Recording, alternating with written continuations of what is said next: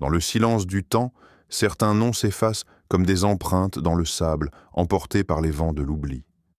Mais il en est d'autres qui résonnent à travers les âges, portés par l'écho d'un courage indomptable, d'une foi inébranlable.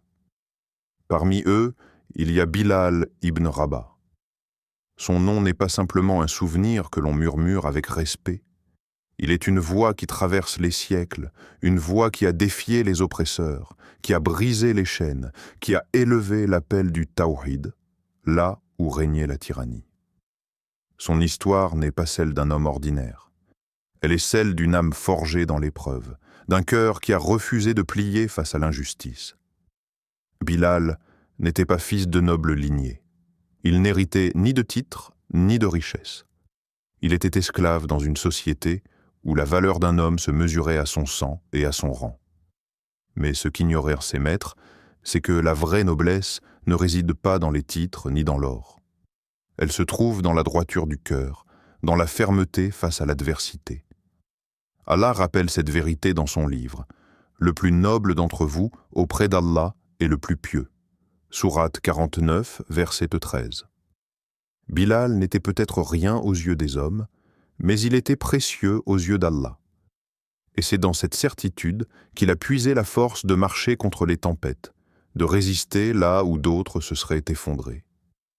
Aujourd'hui encore, son nom vibre dans les cœurs, comme l'écho lointain d'une voix qui n'a jamais cessé de proclamer l'unicité de Dieu. Une voix qui a traversé les flammes de la persécution, qui a résonné sur les hauteurs de la Kaaba et qui continue de nous rappeler que la véritable liberté ne se trouve pas dans l'affranchissement des chaînes terrestres, mais dans la soumission sincère à celui qui nous a créés. Et c'est ainsi que commence l'histoire d'un homme qui, en élevant sa voix pour appeler à la prière, a inscrit son nom dans l'éternité. Dans l'obscurité de l'histoire, il est des âmes qui naissent sous le poids du destin, enchaînées avant même d'avoir respiré l'air de la liberté. Bilal ibn Rabah fut l'une de ces âmes. Il n'a pas ouvert les yeux sur un palais baigné d'or, ni sur une maison emplie d'honneur. Il est né dans la servitude, fils d'une mère abyssinienne, arraché à sa terre et réduit en esclavage, condamné à une vie où son nom, son passé et sa dignité n'avaient plus de poids. Le monde dans lequel il grandit était impitoyable. À la Mecque, la hiérarchie sociale dictait la valeur d'un homme. Les puissants se tenaient en haut, fiers de leur lignée, méprisants envers ceux qu'ils jugeaient inférieurs. Les faibles, eux, n'étaient que des ombres, des possessions à exploiter, des existences anonymes au service des maîtres. Bilal faisait partie de ces oubliés, de ceux dont la parole ne comptait pas, dont le corps appartenait à un autre. Mais si les chaînes entravaient ses poignets, elles ne pouvaient pas enchaîner son âme. Il observait en silence, apprenait à lire le monde avec des yeux perçants. Il voyait l'injustice, il ressentait la souffrance, mais il portait en lui une lumière que personne ne pouvait éteindre. La force intérieure d'un homme qui refusait d'être brisé. Le Coran rappelle cette vérité intemporelle. Ne vous laissez pas abattre et ne soyez pas affligés alors que vous êtes les plus hauts si vous êtes croyants. Sourate 3, verset 139. Dans les ruelles poussiéreuses de la Mecque, sous le regard indifférent de ceux qui se croyaient maîtres du monde, Bilal portait déjà en lui une noblesse que personne ne pouvait lui arracher. Son corps était esclave, mais son cœur était libre. Et si ce monde l'avait réduit au silence, bientôt il ferait trembler l'histoire de sa voix. Il y avait une rumeur dans l'air, un murmure qui se répandait à travers les rues de la Mecque, porté par les lèvres de ceux qui espéraient et redouté par ceux qui régnaient.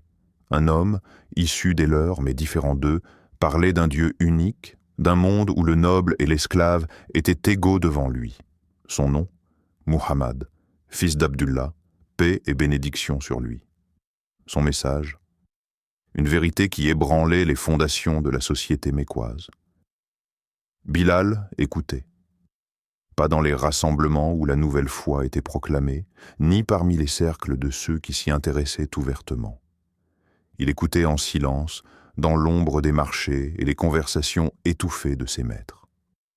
Il entendait leur colère, leur peur, leur mépris face à ce qu'ils appelaient une menace. Mais dans leurs insultes, il percevait une vérité qui résonnait en lui comme un appel profond. « Ô homme, nous vous avons créé d'un mâle et d'une femelle, et nous avons fait de vous des peuples et des tribus pour que vous vous entreconnaissiez. Certes, le plus noble d'entre vous, auprès d'Allah, est le plus pieux. » Sourate 49, verset 13. Ces mots n'étaient tentés pas ceux de ses maîtres, ni ceux des seigneurs de Quraïch. Ils ne parlaient pas de lignage, de statut, ni de richesse. Ils parlaient d'un honneur qui ne pouvait être donné ni arraché par les hommes. Bilal n'avait jamais connu un monde où il était plus qu'une possession. Mais ce message lui murmurait que son âme, son être, avait une valeur intrinsèque.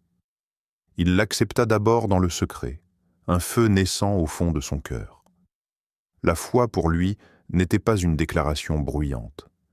Elle était un souffle profond, un lien intime avec celui qui regarde au-delà des chaînes et voit la lumière cachée dans les cœurs. Dans la servitude, il avait toujours obéi sans avoir le choix. Mais pour la première fois, il fit un choix qui lui appartenait. Il embrassa l'islam, et avec lui, l'idée révolutionnaire que son existence ne dépendait plus du regard des hommes, mais du regard de son Seigneur. Ce choix, cependant, allait bientôt être mis à l'épreuve. Le désert de la Mecque brûle sous le soleil implacable. L'air est lourd, écrasant, et le sable, incandescent, s'accroche à la peau comme un millier d'aiguilles. Mais rien ne brûle autant que la haine de ceux qui refusent de voir leur monde changer. Umayya ibn Khalaf, l'un des hommes les plus puissants de Quraïch, vient d'apprendre l'impensable. Son esclave, Bilal, a osé embrasser la foi de Muhammad, paix et bénédiction sur lui. Dans son esprit, c'est une trahison. Comment un simple esclave ose-t-il rejeter les dieux de ses maîtres? Comment ose-t-il croire qu'il vaut autant qu'un noble? Umayya ne veut pas seulement le punir, il veut le briser. Il veut faire de lui un avertissement pour tous ceux qui auraient eu la folie de remettre en question l'ordre établi. Bilal est traîné hors de la maison, jeté dans le sable brûlant comme un vulgaire objet.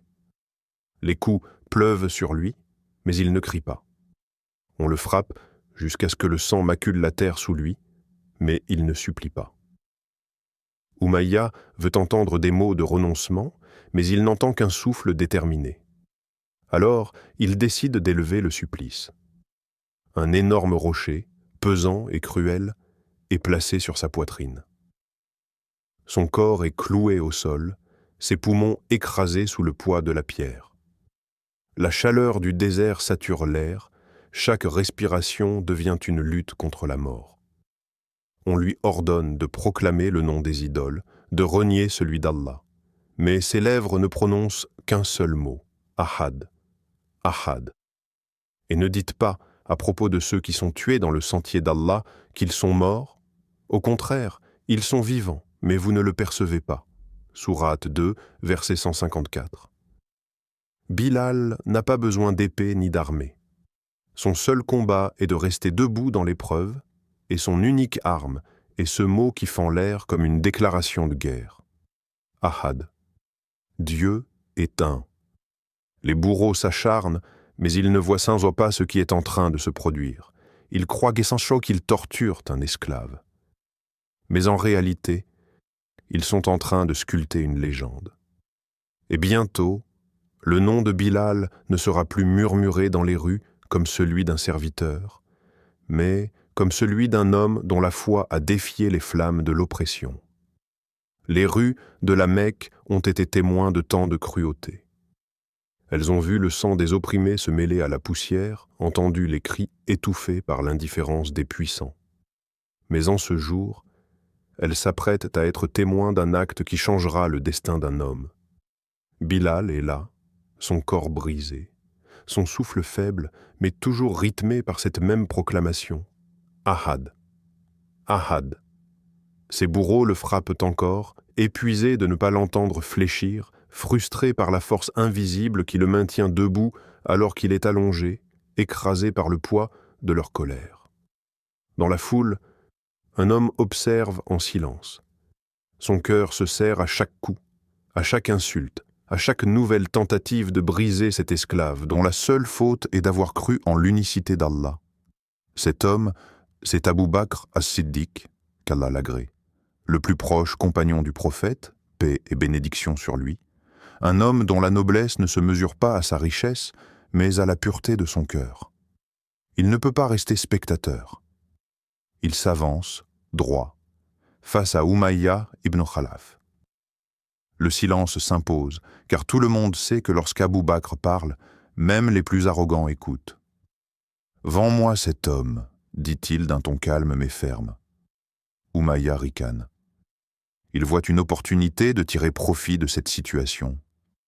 Pourquoi payer cher pour un esclave qui ne vaut rien? Il est faible, brisé.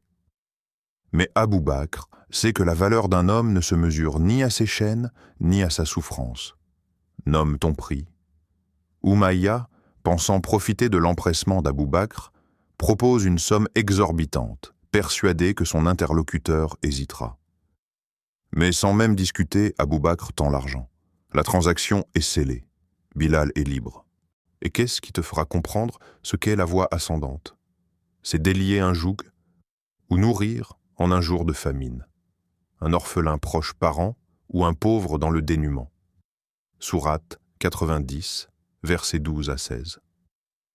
Umayya, piqué dans son orgueil, lance avec mépris « Tu aurais pu l'avoir pour bien moins que ça ». Abu Bakr lui répond avec la même sérénité qui habite son cœur. « Par Allah, j'aurais payé 10 fois plus. » Car ce qu'Abu Bakr venait d'acheter n'était pas seulement la liberté d'un homme, c'était un destin, un avenir, un héritage. Bilal se lève, ses jambes vacillent, mais son cœur est plus léger que jamais. Il n'a plus de maître, plus de chaîne. Il ne sert plus un homme. Il est désormais le serviteur d'Allah, et sa véritable mission ne fait que commencer. La lumière de l'aube s'étendait doucement sur Médine, caressant les toits de ses maisons et enveloppant la ville d'une quiétude nouvelle. L'islam avait trouvé refuge ici, loin de la persécution mécoise, et la communauté musulmane grandissait sous la guidance du prophète Mohammed, paix et bénédiction sur lui. Mais une question restait en suspens. Comment rassembler les croyants pour la prière? Les autres communautés religieuses avaient leur méthode. Les chrétiens utilisaient des cloches, les juifs une corne. Certains proposèrent de suivre ces pratiques, d'autres suggérèrent un tambour. Mais l'islam était une religion de lumière et de parole, un message qui se devait d'être vivant, vibrant, porté par une voix et non un simple son. C'est alors qu'un compagnon du prophète, Abdullah ibn Zayd, eut un rêve. Dans ce rêve, un homme vêtu de blanc lui enseignait des paroles, un appel mélodieux, un chant sacré qui résonnait avec puissance. Allahu Akbar, Allahu Akbar. Il se réveilla bouleversé et courut raconter son rêve au messager d'Allah. À ces mots, le prophète, inspiré, confirma la véracité du songe. Ce n'était pas un simple rêve, mais un signe divin. Et rappelle-toi du bienfait d'Allah sur toi, et de ce qu'il t'a révélé du livre et de la sagesse par lesquels il t'exhorte. Sourate 2, verset 231. Le choix de celui qui réciterait ces paroles pour la première fois était évident. Il fallait une voix qui portait le poids de l'histoire. Une voix qui avait crié « Ahad ». Ahad sous la torture, une voix qui avait défié l'oppression et s'était élevée au-dessus des bourreaux. Le prophète, paix et bénédiction sur lui, se tourna vers Bilal. « Monte, ô Bilal, et appelle les croyants à la prière. » Bilal prit place sur une haute demeure, et son cœur battant au rythme de l'instant sacré. Il prit une profonde inspiration, et, dans le silence de Médine, sa voix s'éleva pour la première fois. Allahu Akbar, Allahu Akbar. Les maisons frémirent, les âmes s'arrêtèrent, les cœurs se tendirent vers cette mélodie céleste. Ce n'était plus un esclave que l'on entendait. C'était une voix choisie par Allah pour appeler l'humanité à la lumière. Un honneur divin venait de s'inscrire dans l'éternité. Les rues de la Mecque étaient figées dans un silence irréel. Là où autrefois résonnaient les cris des persécuteurs et le tintement des chaînes des opprimés, il n'y avait plus que le murmure du vent. La ville qui avait banni le prophète, paix et bénédiction sur lui, la ville qui avait martyrisé ses compagnons, la ville où Bilal avait été traîné dans le sable brûlant, était désormais sous l'ombre bienveillante de l'islam. Bilal avançait aux côtés du messager d'Allah, foulant le sol où il avait autrefois laissé son sang. Chaque ruelle portait une cicatrice. Chaque pierre était un témoin muet de ses souffrances passées. Mais il n'était plus l'homme enchaîné qu'ils avaient connu. Il marchait libre, le cœur empli de foi, les yeux levés vers l'horizon d'une justice enfin rendue. Les Quraïsh, jadis arrogants, se tenaient humbles devant Muhammad, paix et bénédiction sur lui. Ils attendaient leur sentence, craignant la vengeance, s'attendant à payer pour leurs crimes. Mais le prophète leva la main et prononça les paroles qui allaient y marquer ce jour d'une lumière éternelle. « Allez, vous êtes libres. Pas de massacre, pas de représailles, pas de châtiment, juste le pardon, aussi vaste que la miséricorde d'Allah. Repousse le mal par ce qui est meilleur, et voilà que celui avec qui tu avais une animosité devient tel un ami chaleureux. » Sourate 41, verset 34. Mais il restait un acte symbolique à accomplir. Le prophète, paix et bénédiction sur lui, leva les yeux vers la Kaaba, l'ancienne maison d'Allah souillée par des siècles d'idolâtrie. Elle devait être purifiée et son appel restauré. Bilal, monte et appelle à la prière. Les regards s'écarquillèrent. Un ancien esclave?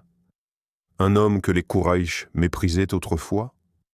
Mais Bilal n'était plus l'esclave de personne, sauf d'Allah. Il posa ses mains sur les pierres sacrées, sentit sous ses doigts l'histoire de générations, puis gravit la Kaaba avec la solennité de celui qui porte un message divin. Arrivé au sommet, il ferma les yeux et laissa sa voix s'élever au-dessus de la ville. « Allahu Akbar, Allahu Akbar !» Ce même cri qu'ils avaient tenté d'étouffer résonnait maintenant du plus haut lieu de la Mecque. Là où il avait été humilié, il était maintenant honoré. Là où on lui avait dit qu'il n'était rien, il proclamait le nom de celui qui est tout. C'était la fin d'un cycle, non pas par la vengeance, mais par la victoire de la foi sur l'oppression, le départ du prophète Muhammad, paix et bénédiction sur lui, n'a pas seulement marqué la fin d'une ère pour la communauté musulmane, mais il a aussi laissé un vide profond dans le cœur de ceux qui étaient les plus proches de lui.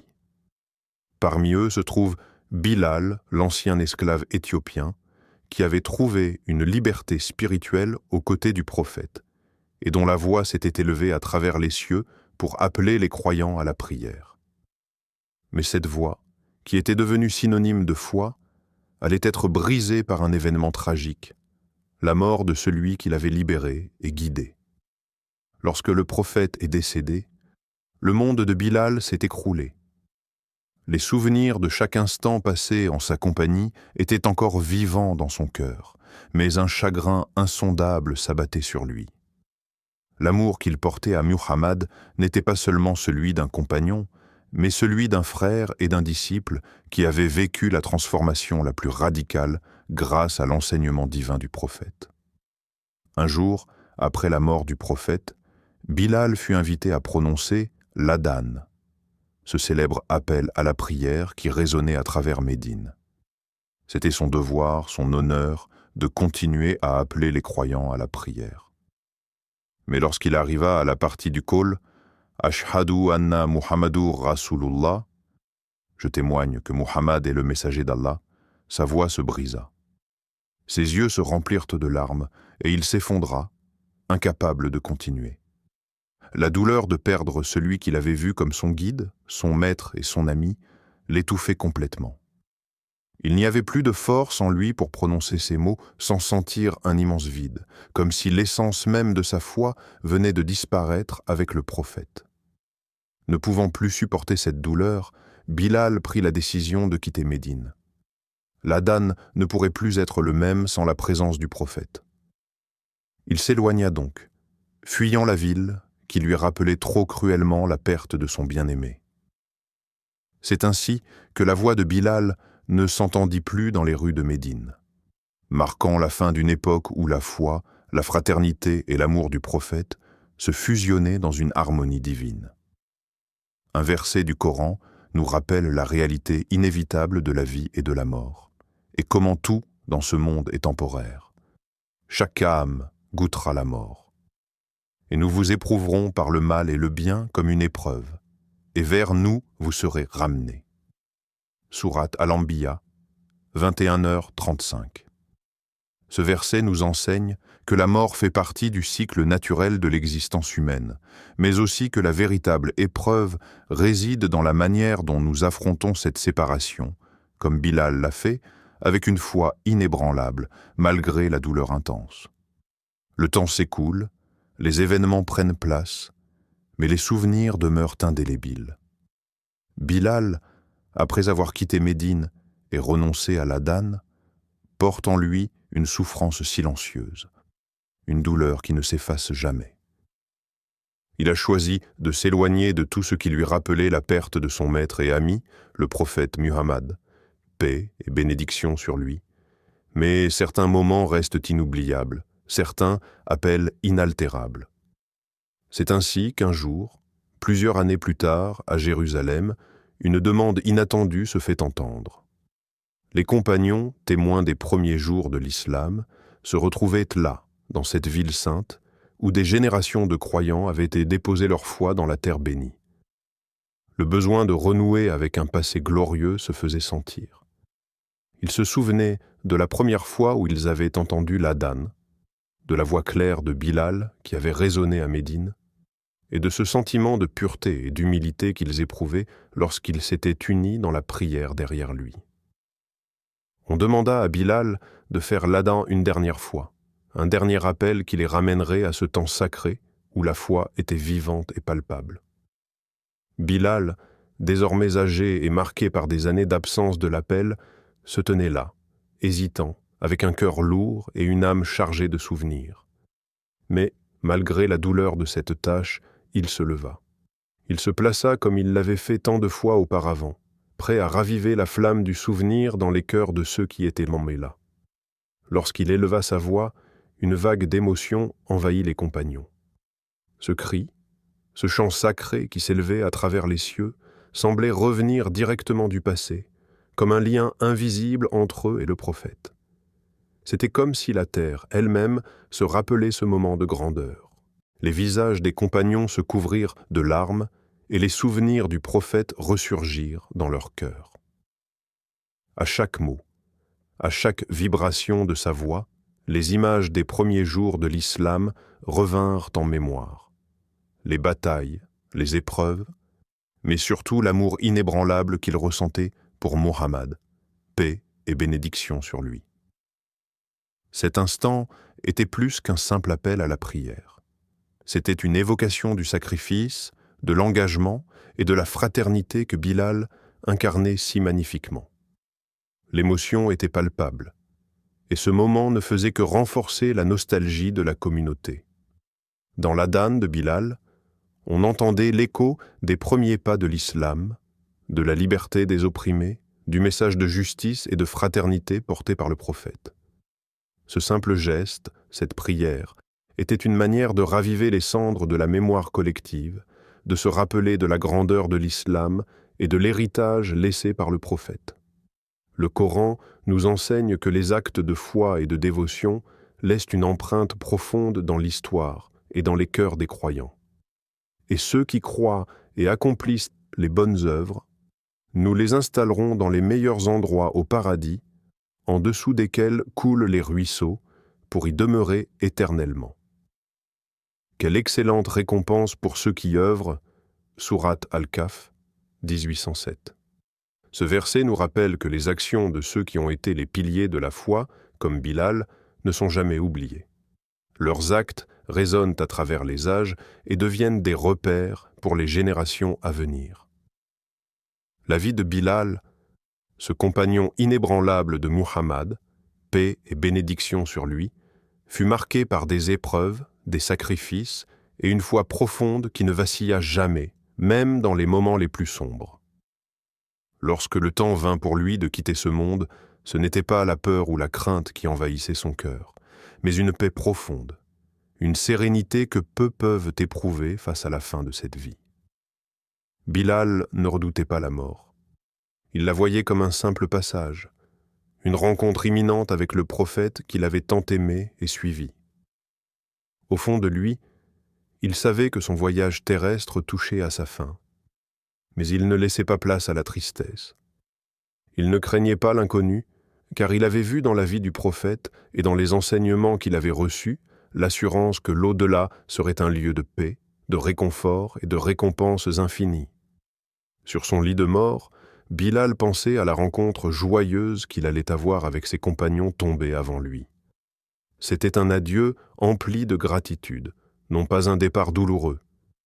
Il s'imaginait déjà, dans sa foi profonde, retrouvant son bien-aimé prophète et les compagnons avec qui il avait partagé tant de moments sacrés.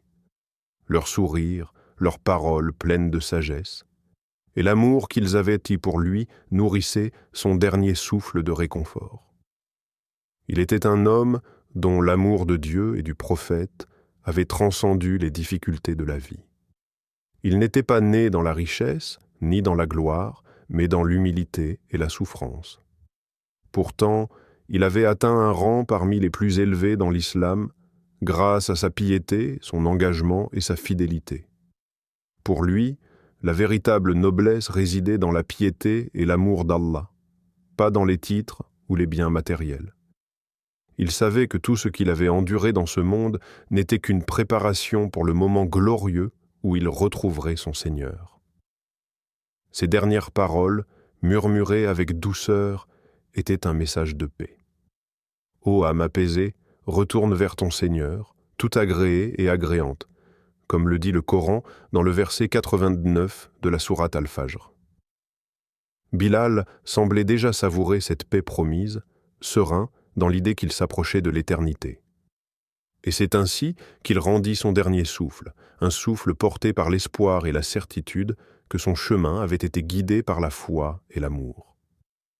Le prophète Muhammad, paix et bénédiction sur lui, avait dit un jour « Le meilleur d'entre vous est celui qui vit dans la piété et meurt dans la piété. » Sahih Muslim. Bilal, par sa vie dédiée à Allah et à son messager, incarne ce verset et cette vérité.